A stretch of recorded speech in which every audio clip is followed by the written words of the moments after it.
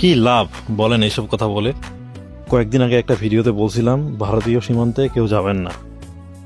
আপনারা জানেন 6 জানুয়ারি 2025 লালমনিরহাটের হাতীবান্ধা উপজেলায় রনি মিয়া নামে এক যুবক সীমান্তে গিয়েছিল। সেখানে ভারতীয় সীমান্তরক্ষী বাহিনী তাকে উদ্দেশ্য করে গুলি ছুড়ে, পরে বিজিবি এবং পাবলিকের সহায়তায় তাকে রংপুর মেডিকেল হাসপাতালে ভর্তি করা হয়েছিল। আলহামদুলিল্লাহ সে বেঁচে ছিল। প্রশ্ন হলো, সে কি জন্য গেছে?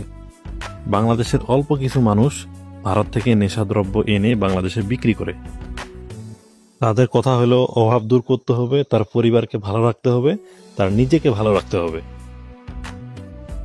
আসলেই কি সে ভালো থাকতে পারে? সে তো এই নেশাদ্রব্য আনতে গিয়ে তার নিজের জীবনকে মৃত্যুর দিকে ঢেলে দিচ্ছে। আজকে হয়তো সে গুলি খাইছে, এরপরে একদিন ধরা পড়বে, এরপরে একদিন মারাও তো যাইতে পারে। মারা যাবে না? সে যে তার পরিবারকে ভালো রাখতে চায়, তার পরিবারকে আসলেই ভালো থাকবে? সে যদি গিয়ে একদিন আর না ফিরে, তখন তার বাচ্চারা কি টাকা দিয়ে বাবা কিনতে পারবে? কখনোই না। আর তার এই ভালো থাকা যদি পুরো বাংলাদেশের জন্য ক্ষতির কারণ হয়, তাহলে তো তার ভালো থাকার দরকার নাই। আপনি কি বলেন? যারা নেশা করে এবং নেশা করতে সাহায্য করে, তারা হাজারো ঘরের আলো নিভিয়ে দেয়। এই পাপের হিসাব কি তাকে দিতে হবে না? অবশ্যই দিতে হবে।